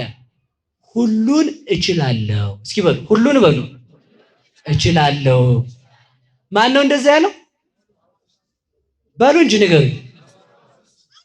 ጳውሎስ የማን ሰባኪ ነው? ቅዱስ ጳውሎስ በሉ የእግዚአብሔር በሉ እንጂ። ማርያም ግን የእግዚአብሔር ምን ሆናት? አረ እንኳን ጳውሎስ እኛ እንችላለን በሉ። እኛ እንችላለን በሉ። በሉ ሁሉን እንችላለን በሉ ሁላችሁ በሉ እንጂ በደንብ። ባለቤቱ ነው ያለው። ለእመብክሙ ሃይማኖት መጠነ ተተሰናፔ ወትብልዎ ለዝንቱ ደብር ፍልስም ዘየ ወተወረው ሀበከሃ ወአልቦ ዘይሳነክሙ። በእኔ አምናችሁ ተራራውን ፍለስ ብትሉት ይሆናል፣ ይፈልሳል። የሚሳናችሁ የለም። እስኪ በሉ የሚሳናችሁ በሉ የለም። ይሄ የተሰጠ እኮ ለእኔ ለኃጢአተኛው ባምን ነው። ማርያም ግን ኃጢአት ኖሮባት አምና አይደለም።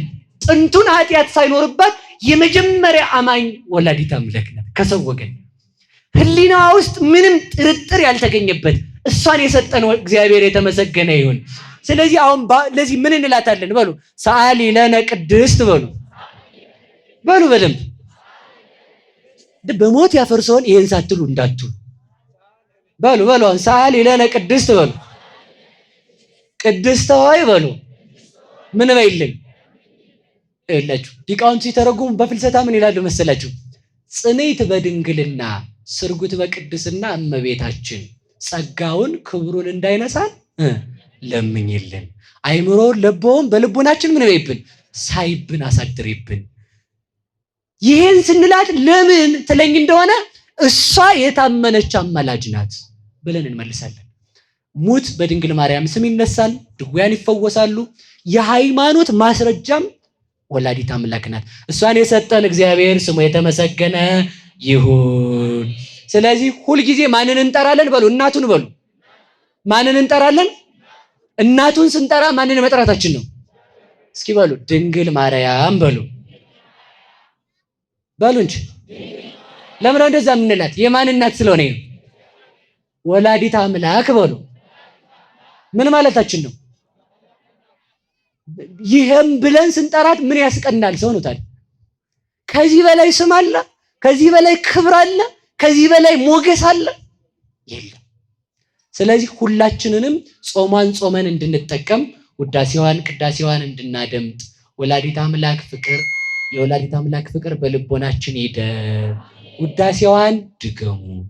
ውዳሴን ከቅዳሴ ቅዳሴን ከውዳሴ የደገመውን ባይረሳትን አላሳየው ብላለች ወላዲት አምላክ። ይሄ የሚሆነው በማን ቸርነት ነው? በእግዚአብሔር ቸርነት፣ በድንግል ማርያም ምሕረት ነው። መዝሙረ ዳዊት ደግሞ መድገም አብሮ መዝሙረ ዳዊት የደገመ ሰው ደግሞ መላእክት ጥላ ይዘውለት ነው የሚወጡት። እስኪ በሉ መዝሙረ ዳዊት የደገመ በሉ መላእክት ምን ይዘውለት ይሄዳሉ? ይሄን ሳልናገረው የኔ አንድ ደቂቃ ብቻ ይታገሱ። ይሄን ሳልነግራችሁ ከሄድኩማ ሊያመኝ ሁሉ ይችላል አይደል? ይቅር በሉኝ፣ አያመኝም። ወላዲት አምላክ እያለች ነው። እየሰማችሁ ነው። የእመቤታችንን ውዳሴ በሉ ታምሮ የማይደግም በሉ እንጂ ድግስ ተጠርቶ ውሃ የተደፋበት ይመስላል። ታምሮ ያችን መጋረጃዋን አላያችኋትም? ከሰማይ የወረደችውን አልነገርኳችሁም? በስንት ወገን ነው የተያዘችው? በአራቱ ማዕዘን ወላዲት አምላክ ሳይሉ መዋል ጅልነት ነው ማለት ነው። በአራቱ ማዕዘን ይባላል። ታምሮ ይላችሁ መጀመሪያ ምን ይቀድማል? መማር በሉ። ከዛ ምን ማለት? ከደጉ ልጀምር። የሰባቱን ቀን አንድ ቀን የሚደግም ሰው ዓለምን ሁሉ ጠቅልሎ እየገዛ ደስተኛ ሆኖ የሚኖር ሰው ይመስላል። ሁሉ እየተገዛለት ጠላት የሌለበት ንጉስ ነው። ለምን እንደዛ ሆነ በሉ እንጂ። እሷ ንግስት አይደለች? ልጇ ደግሞ ምንድነው? ልጇ ንጉስ ከሆነ ደግሞ ሁሉን ምን ብያችኋለሁ ብሎናል። ሁሉን ከሰጠን እንኳን ንግስናን ስጋውን አልሰጠንም። ስጋውን የሰጠ በሱ ንግስና ንጉስ እንድትሆን ያደርጋል ማለት። ሁሉ የተገዛለት ሰው ይመስላል። እሺ የዕለቱን የሚደግምስ የእናት አባቱን ርስት እያስተዳደረ ሰራተኛ ኖሮት ሁሉ የሞላለት ሰው ይመስላል። እግዚአብሔር እንድንደግም ይርዳን። የማይደግምስ በሉ እንጂ። የማይደግም ደግሞ ድግስ ተጠርቶ ወረቀት ተሰጥቶት ሰርገኛው ተቀድሞ ገብቶ እጃቸውን ታጥበው ምን ብለው በልተው ጨርሰው ሲወጡ አላዩትም። እንደው ያቺ ሰራተኛዋ ስደፋ በሳፋ ነው እንግዲህ አልብሰው አራ መድኃኒዓለም አላ አይልም ሊል ይችላል ብዬ ነው። አራ መድኃኒዓለም አበሰበሰችኝ እኮ ብሎ እንደው ዘወር ብሎ አይቶ ቆይ ብላ ብለው ጠርተው ውሃ የሚደፉብኝ ብሎ ተቆጥቶ ጎለል ጎለል ጎለል ጎለል ጎለል እያለ ሲሄድ ደግሞ የወጥ ሽታ ይመጣል ልጣቢው ላይ። አንተ ወጥ ውስጥ ጥሩ ነበር እያለ ጠርተውኝ ይሆን እንዲያይተው እያለ ዘወር እያለ ደግሞ ወጡን ሸተት እያደረገ ጠርተውኝ ይሆን እንዴ እያለ ዘወር ሲል ጉድጓድ ገብቶ እግሩ ተሰብሮ ወድቆ ጨለማና አራዊት ያደሩበት ሰው ይመስላል። ምን የማይል ውዳሴዋን የማይደግም በሉ እንጂ። ድግስ ምንድነው በሉ? ድግስ ምንድነው በሉ? የአምላክ ሰው መሆን ሰርግ እሱ ነው። ወደ ድግስ መጠራት ማለት አምላክ ሰው ሆነ ለማለት ድንግል ማርያምን የአምላክ እናት ማለት ነው። እስኪ በሉ የአምላክ እናት በሉ። ከዛ እዛ ድግስ ሲመጡ ወጥ እንደመደፋት በድንግል ማርያም አምኖ እሷን የአምላክ እናት የታመነች አማላጅ ልጇን ደግሞ መድኃኒት ሕይወት ብሎ አለማመን ነው። በር ሲደርሱ ውሃ መደፋት ማለት ደግሞ በድንግል ማርያም ሳያምኑ ሜዳ ለሜዳ መንጓለል ማለት ነው። እንደገና ደግሞ ዘወር እያሉ መሄድ ልጇ እኮ እንደው አምላክ ነው እያሉ ደግሞ መመለስ ማለት ጠሩኛል እንደ ልጇ አምላክ ነው እያሉ ወደ ሃይማኖት መምጣት ማለት ነው። ሃይማኖት ሳይኖር ሃይማኖተኛ መምሰል ማለት ነው። ከሜዳ ወድቆ እንደመሰበር ወደ መቃብር መውረድ፣ ወደ ጉድጓድ እንደመግባት ተሰብሮ እዛው ላይ ሌሊትና ቀን ሲፈራረቅበት እንደመዋል በገሃነም አጋንንት ሲገርፉት ለዘላለም መኖር። ወላዲት አምላክ ከሲኦል ትጠብቀን። ዳዊት መድገም ደግሞ በሉላችሁ። እሱ ደግሞ የንጉስ መልእክተኛ ዛሬ ሲላኩ መኪና ፒክአፕ ነው ምናምን ብቻ ይሰጣቸዋል። በዚያ ሆነው ወታደሩ ስናይፐሩን ይዞ አላያችሁትም? ሽው ያረገ መኪና ሁሉ ለቀገለል ነው እንዴ! የንጉስ የመንግስት የጠቅላይ ሚኒስቴሩ መኪና መጥቷል ተብሎ ማለት ነው። የማን መልእክተኛ ነው? የንጉስ በሉ እንጂ ጀነራል አሁን በዚህ ቢመጣ እኮ አንቀመጥም፣ መከራችንን ነበር የምናየው ማለት ነው። እኛ የእግዚአብሔር ጀነራሎች ነን። እሺ ጀነራል አይደለንም፣ እንደውም ልጆች ነን። እስኪ በሉ ልጅ በሉ። ጀነራሉንማ ጀነራል ነው የሚያጅበው። ንጉስ ለልጁ የተመረጡ ታማኝ አገልጋይ ይሾማል። እስኪ በሉ ንጉስ ለልጁ በሉ ምን ይሾማል? መዝሙረ ዳዊትን የሚጸልይ ውዳሴ ማርያም የሚጸልይ ሰው ከቤቱ ወጥቶ ሲሄድ መላእክት አጅበውት በሚሄድበት ሁሉ ሰላም እየሰፈነ ይሄዳል። ለምን? የማን ልጅ ነው? እነሱ በሉ የእግዚአብሔር ልጅ በሉ እንጂ። የእግዚአብሔር ልጅ የንጉስ ልጅ በሚሞት ወታደር ሲታጀብ የእግዚአብሔር ልጅ በማይደክሙ መላእክት ይታጀባል። ጥንቱንም ሁለት መልአክ ሰጥቶናል፣ አንዱ የቀን አንዱ የሌሊት። ስንጸልይ ደግሞ እልፍ አእላፍ መላእክት ይከቡናል። የእልፍ አእላፍ መላእክት መከበብ የዚህ ሁሉ የጥምቀት የመዳን ከሞት ወደ ህይወት መውጣት ከርኩሰት ወደ ቅድስና መምጣት እግዚአብሔርን ማየት ህይወት መሰጠት አጋንንትን መግዛት መንግስተ ሰማያት መግባት ከእግዚአብሔር ጋር መኖር የተሰጠን ባንዲት በምታስፈልገን ልመና በዳዊት ጸሎት በድንግል ማርያም ነው። ድንግል ማርያምን የሰጠን እግዚአብሔር ይመስገን። ጾመን እንድንጠቀም መድኃኔዓለም ይርዳን። ወስብሐት ለእግዚአብሔር። ይቆየን።